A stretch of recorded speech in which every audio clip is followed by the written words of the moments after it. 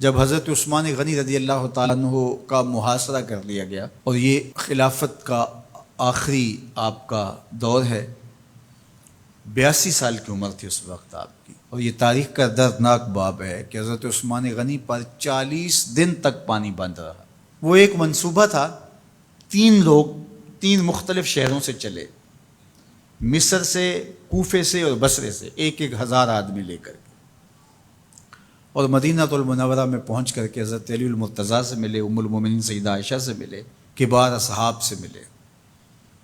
تو جو انہوں نے کہا تو انہوں نے ان کو کہا کہ نہیں، ایسی کوئی بات نہیں، فہمائش کر کے واپس بھیج دیا۔ حضرت عثمان غنی رضی اللہ تعالیٰ عنہ پر اقربا پروری کا الزام عائد کیا تھا، تو انہوں نے کہا کہ کوئی ایسی بات نہیں ہے۔ پھر یہ تھا کہ آپ نے کم عمر گورنر، کم عمر لوگ مقرر کیے، تو حضرت عثمان نے کہا کہ حضرت اسامہ بھی تو کم عمر تھے، حضور نے ان کو اگر مقرر کیا ہے تو یہ تو مثال ہمارے سامنے موجود ہے، لیکن یہ ایک منصوبہ تھا، اس منصوبے کے تحت یہ 3 جگہوں سے لوگ آئے تھے۔ وہ 3 دن کی مسافت کے بعد پھر تینوں واپس آ گئے، تو یہ ایک سوالیہ نشان ہے کہ تینوں کیوں واپس آ گئے، کوئی ایک تو نہ آتا نا، تو یہ سب طے شدہ منصوبہ تھا۔ اور پھر انہوں نے مدینہ المنورہ کو گھیر لیا، اور جس طرح سے بلوائیوں نے حالات پیدا کر دیے، سیدنا علی المرتضیٰ رضی اللہ تعالیٰ عنہ تو شہر مدینہ سے باہر تشریف لے گئے تھے، اور اپنے بیٹوں امام حسن اور امام حسین رضی اللہ تعالیٰ عنہ کو حضرت عثمان غنی کے دروازے پر مقرر کیا تھا کہ ان کو ضرر نہ پہنچنے دینا۔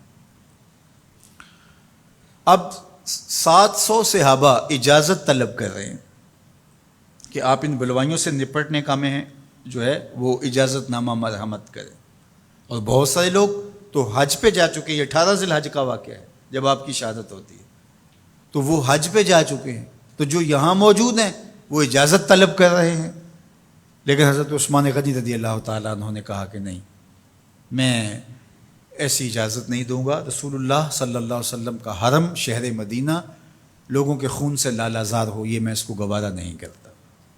افواج موجود ہیں، اور دنیا کی تاریخ میں آپ کو ایسا نہیں ملے گا کہ اتنی بڑی حکومت کسی کے پاس ہو اور وہ خود گھیر لیا جائے، اور اس کا پانی بھی بند ہو جائے، اور وہ حکم دے کہ نہیں، میرے لیے آپ ایک قطرہ بھی خون نہیں بہائیں گے۔ بلکہ آپ کے غلاموں نے جب تلواریں اٹھا لی تو آپ نے فرمایا کہ میرا حکم ہے کہ تم تلواریں نیچے رکھو، بلکہ میں تمہیں یہ آفر دیتا ہوں کہ جو غلام لڑے گا نہیں اور یہ میرے سے عہد کرتا ہے وہ آزاد ہے۔ حضرت ابو ہریرہ رضی اللہ تعالیٰ عنہ، حالانکہ یہ پڑھنے پڑھانے والے لوگ تھے، تعلیم و تعلم سے ان کا تعلق تھا، لیکن وہ بھی تلوار لے کے حضرت عثمان غنی کے دفاع میں آ گئے، لیکن حضرت ابو ہریرہ رضی اللہ تعالیٰ عنہ کو بھی حضرت عثمان غنی روک دیتے۔ مالک بن اشتر کہنے لگا کہ ہم آپ کی دستبرداری کے خواہاں ہیں، آپ خلافت سے دستبرداری اختیار کر لیجئے۔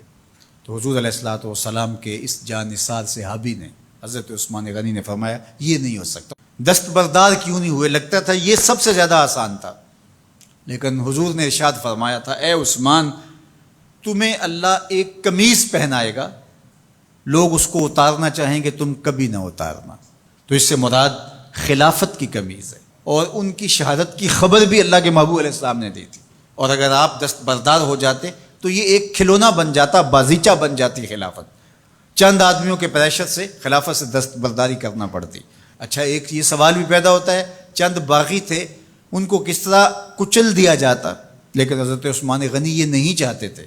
ایک تو یہ کہ مدینے کی حرمت پامال نہ ہو، اور دوسرا پورے عالم اسلام کو آگ لگانے کا جو منصوبہ تھا، 3 مختلف شہروں سے 1,000 آدمی لایا گیا ایک منصوبے کے تحت، اور انہیں لاشیں چاہیے تھیں، اور جو ان کے پیچھے کام کر رہے تھے نادیدہ ہاتھ، ان کا منصوبہ یہ تھا کہ یہاں سے مختلف سمتوں میں، یہ تینوں شہر مختلف سمتوں میں تھے، تینوں سمتوں میں جب لاشیں جائیں گی تو پورے عالم اسلام کو ہم جو ہے وہ خانہ جنگی کی آگ میں دھکیل سکیں گے۔ تو حضرت عثمان غنی ان سازشوں سے آگاہ تھے، تو سب سے اہون اور آسان یہ تھا کہ قربانی پیش کر دی جائے، اور پھر انہوں نے سن بھی رکھا تھا کہ 2 شہید ہیں، شہید تو انہوں نے بہرحال ہونا ہے، تو لہٰذا میں خلافت سے دستبردار بھی نہیں ہوں گا، اور شہر مدینہ کی حرمت بھی پامال نہیں ہونے دوں گا۔ اور تیسری بات یہ ہے کہ میں خود مظلوم شہید کر دیا جاؤں، تو وہ آپ نے یہ گوارا کر لیا۔ تو 18 ذوالحج تھا، جمعے کا ہی دن تھا، اور حضرت عثمان غنی رضی اللہ تعالیٰ عنہ روزے سے تھے، عصر کا وقت تھا، قرآن مجید کی تلاوت کر رہے تھے۔ حضرت امام حسن، امام حسین اور حضرت عبداللہ بن زبیر اور دیگر لوگ آپ کے دروازے پہ پہرا دے رہے تھے، لیکن باغی پچھلے گھر سے دیوار پھلانگ کے آپ کے گھر میں داخل ہوئے اور تلوار سے وار کیا۔ آپ کی زوجہ حضرت نائلہ آگے بڑھیں اور ہاتھ سے روکنا چاہا، آپ کی انگلیاں کٹ گئیں۔ پھر دوسرا وار کیا تو حضرت عثمان غنی رضی اللہ تعالیٰ عنہ کا دایاں ہاتھ کٹ کے گر گیا۔ حضرت عثمان غنی رضی اللہ تعالیٰ عنہ نے افسوس کیا اور کہا کہ تم نے وہ ہاتھ کاٹ دیا جس سے میں وحی کی کتابت کیا کرتا تھا۔ پھر اس کے بعد آپ پر 9 وار کیے گئے اور آپ کو شہید کر دیا گیا، اور آپ کا خون قرآن مجید پڑھتے ہوئے اس آیت پہ گرا، فَسَيَكْفِيكَهُمُ اللَّهُ وَهُوَ السَّمِيعُ الْعَلِيمُ۔ تو حضرت عثمان غنی رضی اللہ تعالیٰ عنہ مظلوم شہید کیے گئے، بھوکے اور پیاسے شہید کیے گئے، ظلماً شہید کیے گئے۔ حضرت عبداللہ بن عمر رضی اللہ تعالیٰ عنہ فرماتے ہیں کہ حضور فتنوں کا ذکر کر رہے تھے کہ فتنے ہوں گے، بہت بڑے فتنے ہوں گے۔ تو ایک شخص نے چادر اوڑھی ہوئی تھی اور وہ مجلس واعظ کے قریب سے گزرا جہاں حضور کچھ ارشاد فرما رہے تھے، تو آقا کریم نے اشارہ کر کے کہا اس دن یہ شخص حق پہ ہوگا۔ عبداللہ بن عمر کہتے ہیں کہ میں اٹھا اور جا کے دیکھا تو وہ حضرت عثمان تھے۔ تو میں نے حضرت عثمان کے چہرے کو پکڑ کے تھوڑا سا حضور کی جانب کیا اور میں نے کہا حاذا، حضور یہ؟ اللہ کے محبوب فرمایا ہاں یہی، جب فتنے ہوں گے تو فرمایا یہ حق پہ ہوگا۔ تو حضرت عثمان غنی رضی اللہ تعالیٰ عنہ حق کی راہوں کے مسافر، جنہیں حضور کی زبان سے شہید کہا گیا، اور شہید کسی کا انجام ہوتا ہے، تو حضور نے فرمایا یہ شہید ہوگا۔ شہید وہی ہوتا ہے جو بحالت ایمان اس دنیا سے راہ خدا میں اپنی جان قربان کرے۔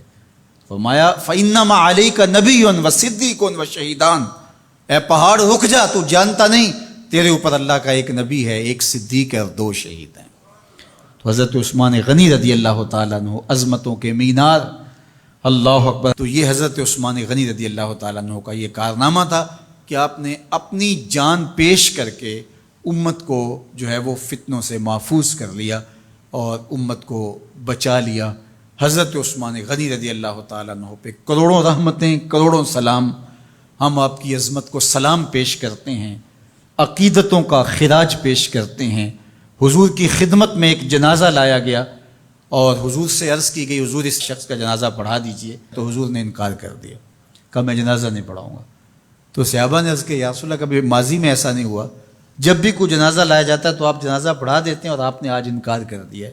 تو فرمایا یہ شخص میرے عثمان سے بغض رکھتا تھا اور اس کو اللہ نے بھی اپنی رحمتوں سے محروم کر دیا ہے۔ حضور نے اس شخص کا جنازہ نہیں پڑھایا جو مبغض عثمان غنی رضی اللہ تعالی عنہ۔ تو اب آپ اندازہ کیجئے وہ کتنا بدبخت شخص ہے جو حضرت عثمان سے بغض اور دشمنی رکھتا ہے۔ حضرت عثمان غنی رضی اللہ تعالی عنہ سے اللہ کے محبوب علیہ السلام نے کتنی خوبصورت ارشاد فرمائی، میں اس سے حیا کیوں نہ کروں جس سے اللہ کے فرشتے بھی حیا کرتے ہیں۔ یعنی عثمان غنی وہ ہیں جس سے اللہ کے فرشتے بھی حیا کرتے ہیں، اور جو عثمان غنی کا حیا نہیں کرتا اس سے بڑا بے حیا کون ہو سکتا ہے۔ حاکم نے مستدرک کے اندر روایت ذکر کی ہے کہ بہت سارے صحابہ حضور کی بہت ساری خوبیوں کے مظہر تھے، اور سب سے زیادہ حضور کے خلق کے مشابہ حضرت عثمان غنی رضی اللہ تعالیٰ، اور خلق میں سب سے اونچا درجہ حیا کا ہوتا ہے۔ تو حضرت عثمان غنی رضی اللہ تعالیٰ عنہ حیا کے اس مقام پہ فائز المرام تھے جو انہی کا مقصوم تھا۔ اللہ ہمیں حضور کے اہل بیت، حضور کے اصحاب، بلکہ حضور کے در کی مٹی کی تعظیم بھی نصیب کرے۔ اقبال نے کہا تھا خاک طیبہ از دو عالم خوش ترست، آن خنک شہرے کے آنجا دل برست۔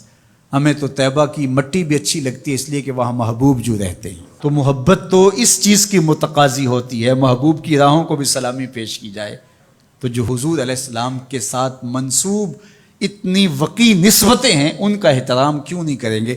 تو حضرت عثمان غنی تو داماد رسول ہیں، حضرت عثمان غنی تو ذو النورین ہیں، حضرت عثمان غنی تو حضور علیہ الصلوۃ والسلام کے محبوب اور حضور علیہ الصلوۃ والسلام کے پیارے ہیں، ان کو جنت کی بشارت دی گئی ہے، عشرہ مبشرہ میں سے ہیں، 4 جلیل القدر خلفاء میں ان کا نام شامل ہے، اور پھر حضور کی 2 صاحبزادیاں ان کے نکاح میں آقا کریم نے ان کو شہید خود قرار دیا، اور میرے اور آپ کے آقا و مولا نے کہا آج کے بعد کوئی عمل عثمان کو نقصان نہیں دے گا، اور کہا عثمان سے میں حیا کیوں نہ کروں، اس سے اللہ کے فرشتے بھی حیا کریں۔